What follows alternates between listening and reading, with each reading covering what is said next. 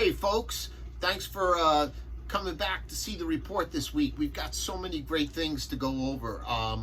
The bass bite has been fantastic. There's lots of fluke, although when you talk to people that have been out there, they're going to say lots and lots of shorts. And listen, that's normal. One of those strategies you want with fluke is think, where is there going to be a lot of bait? Where there's a lot of bait doesn't always necessarily mean sand eels and spearing. It means baby porgy. Now remember, if you've been fishing a lot, you might have seen an absence in the last couple weeks of porgies. That's because I really believe that a lot of these porgies, remember they did the spawn about a month ago. They have these small little porgies. It seems like they run into different directions. So far, my belief has been these porgies have been heading to the east. Why, I'm not exactly sure, because last year they really stayed predominantly in the area. What I have seen is a lot of these smaller porgies are starting to move into the shallower rocky areas, and that means with these new Hudson fish that have really staged up from the Cold Spring Harbor area all the way out to Crane's Neck, sitting like predominantly there on the triangle. These fish are really set up to eat, and what we're noticing is that in the very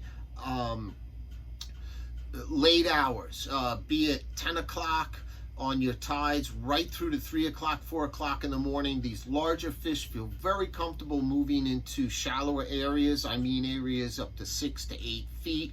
And what they're going to be doing is they're looking for a lot of these baby porgies. They're looking for big fish, I'm talking about. They're looking for fluke that are predatory, that are also looking for these porgies. Have you ever noticed when you catch a big fluke in our area, I'm talking about Northport, Crane's Neck, Cold Spring Harbor, over to Center Island, Bayville area, Port Washington, you get the idea. Execution Rocks even.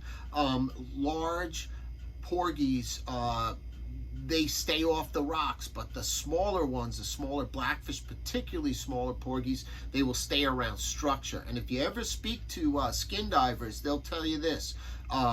They quite often will see very large fluke hanging 3 to 4 feet off of these rocks. It's usually a sandy, rocky transition. And if I was someone that's really looking for a large type of a fluke, what I've always found is this time of the year, right up into late July, particularly late June, which is this month, when these smaller fish are sticking by rocks. It's great areas by the brush pile, the outside of Execution Rocks, on the outskirts of boulders in Crane's Neck. If you're over by Smithtown, the Smithtown Reef, and working areas around hard structure, not so much the sandy areas.